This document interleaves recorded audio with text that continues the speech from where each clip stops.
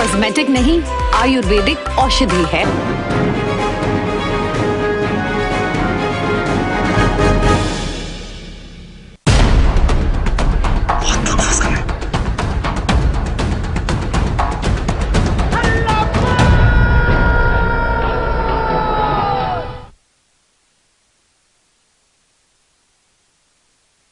नमस्कार, हमारे खास कार्यक्रम हल्ला बोल में आपका स्वागत है। आपके साथ मैं हूं स्मिता। हल्ला बोल जिसमें हम बात करते हैं रोजमर्रा की कुछ ऐसी खबरों की जो होती तो आम लोगों से जुड़ी, लेकिन शासन और प्रशासन तक पहुंचने से पहले ही दम तोड़ देती हैं, या फिर उन तमाम आवाजों को कहीं दबा दिया जाता है। ऐसी आम खबरों के लिए हमारा खास कार्यक्रम हल्ला बोल।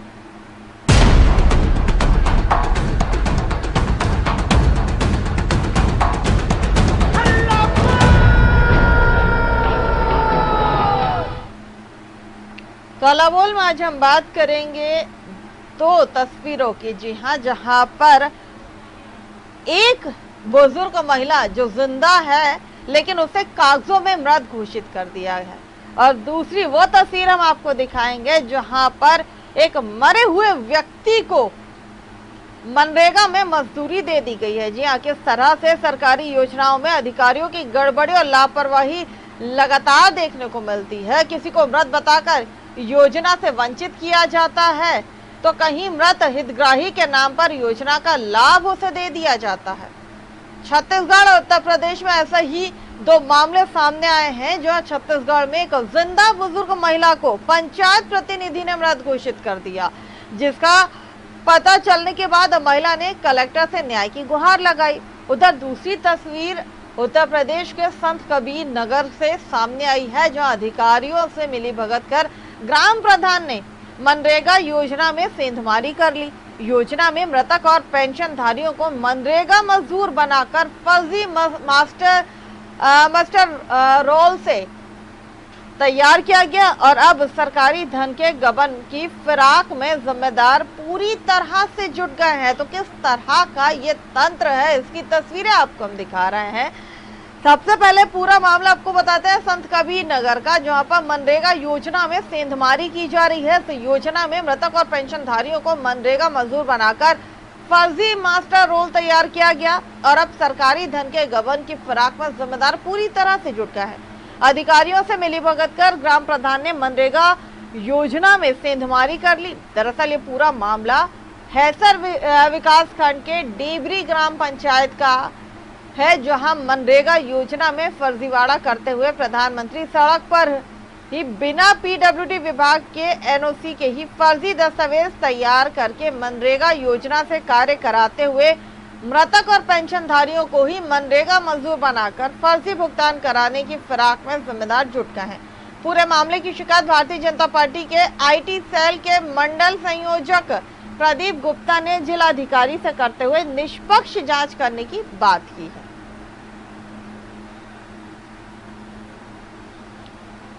और वहीं दूसरा मामला छत्तीसगढ़ से सामने आया। ये दो तस्वीरें आप इस वक्त स्क्रीन पे देख रहे हैं। पहली तस्वीर मुंगेली छत्तीसगढ़ की है और दूसरी संत कबीर नगर उत्तर प्रदेश की है।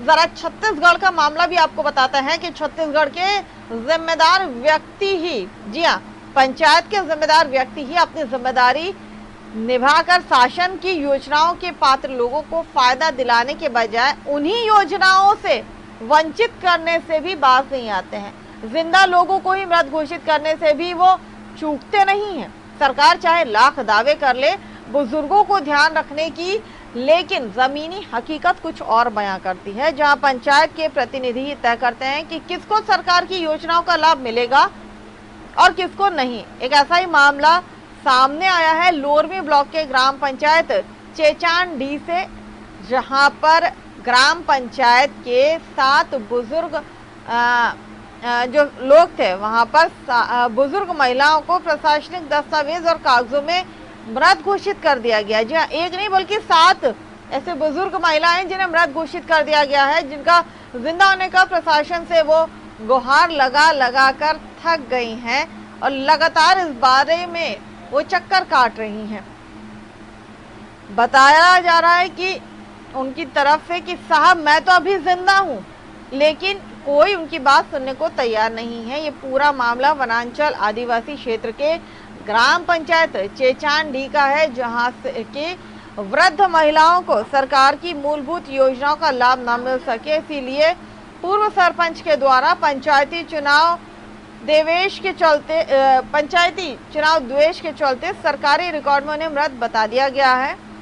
जरा भी इन गरीब लाचार महिलाओं के ऊपर सरपंच का दिल नहीं पसीजा और आज आलम यह है कि आज उन वृद्धाओं को अपने ही जिंदा होने का सबूत मांगने के लिए दर बदर भटकने की जरूरत आन पड़ी है और लगातार वो प्रशासन से गुहार लगा रही हैं। तो चलिए अब जरा हमारे सहयोगियों से इस पर बात करते हैं कि आखिर ये दोनों जगहों से कहां गलतियां हुई हैं और किसकी गलतियां सामने हैं। मुंगेली से सबसे पहले हम बात करते हैं, हमारे सहयोगी राहुल यादव हमारे साथ मुंगेली से जुड़ गए, जरा उनसे बात करते हैं। राहुल, छत्तीसगढ़ के मुंगेली की अगर बात की जाए तो यहाँ पर एक नहीं बल्कि 7 जो वृद्ध महिलाएं हैं उन्हें पंचायत प्रतिनिधि ने मृत घोषित कर दिया है और अब वो महिलाएं 2011 से अभी तक अपने जिंदा होने के लिए जो सबूत है वो जिम्मेदारों को दिखा रही हैं, लेकिन कोई मानने को तैयार नहीं है कि हाँ जिंदा है, हम जिंदा हूं मैं। जी बिल्कुल ही, देखिए ये जो मामला पूरा मामला है मुंगेली जिले के लोरमी विकासखंड अंतर्गत ग्राम पंचायत चेचांडी का है, जहां वे ये जो मामला है बेहद संवेदनशील मामला है, जहां जो ये मामला है संवेदनशील मामला है। अगर ये जो महिलाएं वहां शिकायत करने पहुंची है तो कहीं ना कहीं उनको सरकारी योजनाओं का लाभ मिलने से आज भी वो वंचित रह गई हैं और उनका जो जिंदा बुजुर्ग महिलाओं को पंचायत प्रतिनिधि ने मृत घोषित कर दिया है, जिससे सरकारी महत्वपूर्ण योजनाओं का लाभ उनको आज तक मिलना मुश्किल ही लगाया जा सकता है। जी जी राहुल, 2011 में प्रधानमंत्री आवास योजना में इनका नाम आया था, इन्हें तब जाकर इस बारे में पता चला है क्योंकि जब सूची का सर्वे हुआ तो प्रधानमंत्री योजना में इनका नाम आया, जिसे पूर्व सरपंच के द्वारा इनके नाम को काट दिया गया था और तब से लेकर अभी तक ये महिलाएं संघर्ष में लगी हैं कि उन्हें इन योजनाओं का लाभ मिले, लेकिन ये बोल के उन्हें लाभ नहीं दिया जा रहा है कि आप मृत है। सवाल ये खड़ा होता है कि जब जिंदा व्यक्ति आपके सामने है, तमाम डॉक्यूमेंटेशन वो आपको दे रहा है, तो आखिर जिंदा व्यक्ति को मृत घोषित किया कैसे गया उसमें? जी बिल्कुल ही, एक तरह से देखा जाए तो अगर यहाँ हमारे जनप्रतिनिधि व स्थानीय जनप्रतिनिधियों के द्वारा अगर उस समय ही जांच की जाती, उस समय अगर हकीकत कुछ और बयान करता है, जहां पंचायत के प्रतिनिधि की तय करते हैं कि किसको सरकार की योजनाओं का लाभ मिलेगा। एक ऐसा ही मामला है जो निकल के आज सामने आया है, जहां 7 बुजुर्ग महिलाओं को प्रशासनिक दस्तावेज और कागजों में मृत घोषित कर दिया गया है, जिसका जिंदा होने का प्रशासन से गुहार लगाकर बताया जा रहा है कि साहब हम तो अभी जिंदा हैं। जी, और यहाँ एक नहीं बल्कि 7 ऐसी बुजुर्ग महिलाएं हैं जिनके साथ में इस तरह की घटना सामने हुई है, जो आज भी प्रशासन से गुहार लगा रही हैं और उनका ये कहना है कि हमें अब जो है वो किसी भी योजना का लाभ नहीं मिल पा रहा है क्योंकि उनके पास में अब अपने जिंदा होने का सबूत वो नहीं दे पा रही हैं, जबकि तमाम कागजात उनके पास है। इस तरह की गड़बड़ियों से अगर देखा जाए राहुल, तो सिर्फ और सिर्फ ये बुजुर्ग महिला ही परेशान हो रही हैं। जी बिल्कुल, एक तरह से देखा जाए तो इनको ही भारी समस्याओं का सामना करना पड़ता है। एक तरफ सरकार महत्वाकांक्षी योजनाएं बड़ी बड़ी तो लाती है, लेकिन कुछ जनप्रतिनिधियों के कारण अब तक इन्हें इस तमाम सुविधाओं का लाभ नहीं मिल पा रहा है और वो भी मृत घोषित करना। अगर नगरी पर यहाँ जनपद क्षेत्र की जो जनपद की जो कार्यालय है, जहाँ जनपद के जनप्रतिनिधि वहाँ कार्य कर रहे हैं, उनको अगर ये समस्या का अवगत वो लोग करा दिए होते तो अब तक इनका जो कलेक्ट्रेट मुंगेली जाने की जरूरत नहीं पड़ती, वो यही लोरमी नगर जनपद में ही मामला खत्म हो जाता। जी बहुत बहुत राहुल हमारे साथ में जुड़े रहिए। जब इस तमाम घटनाक्रम के बारे में आपने जिम्मेदार लोगों से बात की तो उनका क्या कहना था? पंचायत की तरफ से किस तरह की बातें सामने आई? देखिए, इस मामले में हमने डिप्टी कलेक्टर रजनी भगत से बात की तो उनका कहना है कि जांच के बाद कार्रवाई की जाएगी। अब देखना होगा कि कब तक उचित जांच होकर उचित कार्रवाई होती है। अगली खबर पर यानी कि उत्तर प्रदेश संत कबीर नगर से हमारे सहयोगी मिथिलेश धुरिया जुड़े हुए हैं, जरा उनसे भी बात करते हैं। मिथिलेश, उत्तर प्रदेश वैसे तो कई चीजों को लेकर हमेशा सवालों के घेरे में रहता है, लेकिन इस बार मामला कुछ और नया सामने आया है, जहां पर संत कबीर नगर में एक मृतक को और पेंशनधारी जो हैं उन्हें ही मनरेगा में मजदूर बता दिया गया है। सवाल ये उठता है कि जो व्यक्ति जिंदा ही नहीं है वो कैसे मनरेगा में काम कर सकता है और कैसे उसे मजदूरी मिल सकती है? जी बिल्कुल, जिस तरह बता दें कि आपको ये पहली बार मामला सामने नहीं आया है कि मनरेगा योजना में सेंधमारी की जा रही हो। ऐसे मामले तमाम सामने आते रहे हैं, लेकिन जो इस बार मामला सामने आना है वो काफी चौंका देने वाला मामला है, क्योंकि इसमें एक मृतक व्यक्ति को मनरेगा मजदूर जिम्मेदारों ने बनाया, वहीं प्रधान ने अपने ही पुत्र को मनरेगा मजदूर बना दिया, और जो बीमारी से ग्रसित है, लंबे समय से बीमारी की स्थिति से झेल रहे हैं, उनको भी मनरेगा मजदूर में जो है वहाँ मजदूर बनाया गया, और उसमें बड़ी मात्रा में जो है मनरेगा योजना में सेंधमारी करने की योजना बनाई गई, और इसमें कहीं ना कहीं अधिकारी, स्थानीय स्तर से अधिकारी संलिप्त होते हैं। ये पूरा मामला हैसर विकासखंड के डेबरी ग्राम पंचायत का है, जहां पर बड़ी संख्या में लोगों को जो है बीमारी से ग्रसित और जो एक व्यक्ति मृतक है उसको नाम से जो है मनरेगा योजना में फॉर्मेलिटी बनाई गई, और फॉर्मेलिटी बनाकर उसमें पूरा भुगतान कराने के फिराक में, हालांकि पूरे मामले को लेकर एक भारतीय जनता पार्टी के आईटी सेल के नेता जो है उन्होंने जिलाधिकारी से शिकायत करते हुए निष्पक्ष कार्रवाई की मांग की है। अब देखना यही होगा कि क्या कुछ अधिकारी पूरे मामले को संज्ञान लेते हैं, कहाँ तक कार्रवाई होता है। जी मिथिलेश, यहाँ पर जो तमाम जिम्मेदार लोग हैं, अगर ग्राम प्रधान की बात कर ली जाए या फिर अन्य अधिकारियों की बात कर ली जाए, तो सवाल ये खड़ा होता है कि वो छोटी छोटी भ्रष्टाचार से तो बाज नहीं आते हैं, गबन से वो बाज नहीं आते हैं। पहली चीज कि वो गांव का विकास नहीं करते हैं, और जब किसी तरह से गांव में प्रधानमंत्री की महत्वाकांक्षी योजनाओं को मूर्त रूप देने की बात आती है तो उसमें भी फर्जीवाड़ा करने से बाज नहीं आते हैं। प्रधानमंत्री सड़क योजना में बिना पीडब्ल्यूडी विभाग के एनओसी लिए फर्जी दस्तावेज तैयार की, ये सबसे बड़ी गलती। उसके बाद दूसरी गलती ये यहाँ पर की गई है, जहाँ पर मृतक और पेंशनधारियों को मनरेगा में मजदूर बता दिया गया है फर्जी तरीके से। तो क्या इन दोनों चीजों पे किसी तरह से कोई क्रॉस चेक नहीं किया जा रहा था?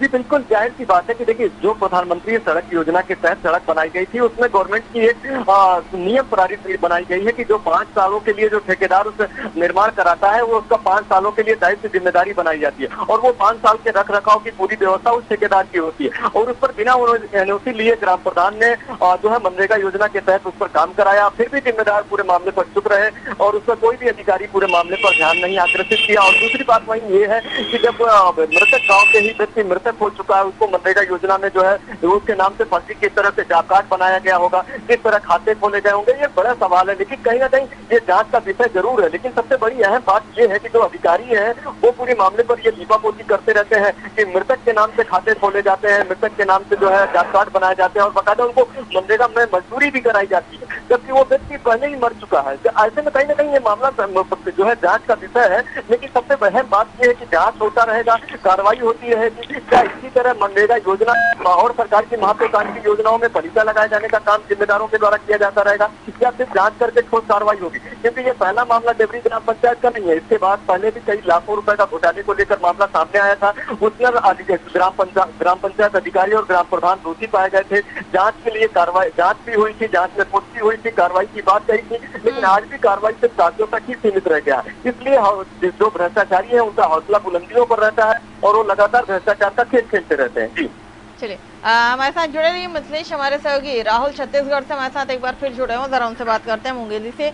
राहुल, बड़ी अजीब तस्वीरें मेरे सामने ये दोनों, एक तरफ जिंदा व्यक्ति अपने आप को जीवित घोषित करने के लिए दर बदर भटकने को मजबूर है, और दूसरी तस्वीर है जहाँ पर मृतक को लाभ दिया जा रहा है, सरकारी योजनाओं को, जीवित को लाभ नहीं मिल रहा, लेकिन मृतक को जो है वो लाभ दिया जा रहा है। दो अलग अलग तस्वीरें हैं, बेहद दिलचस्प ये मामले हैं।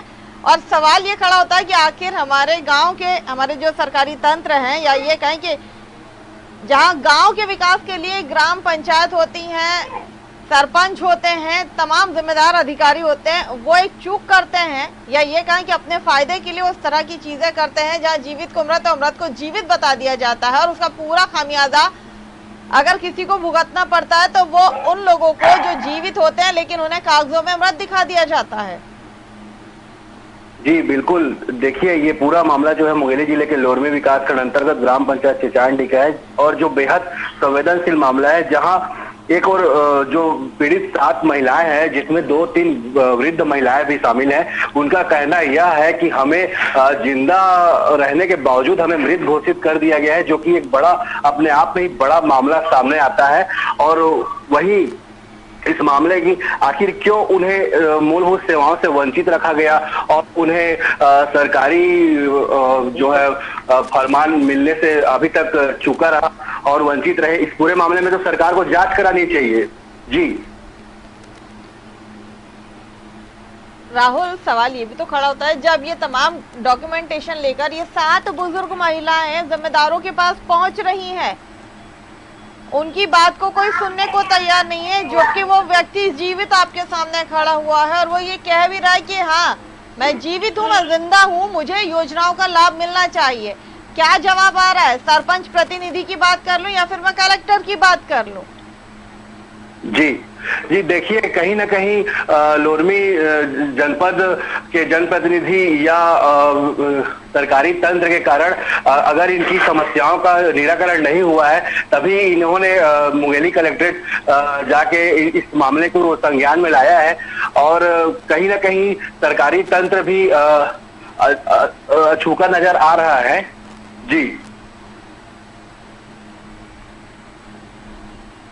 इन महिलाओं ने ऐसे आपकी बात हुई थी, उनका क्या कहना था जब वो जिम्मेदारों के पास पहुंची, तो उनका क्या रवैया सामने था या उनका क्या जवाब सामने आया था? देखिए मैं बता दूं आपको पूरा, इसमें क्या है कि जांच के बाद ही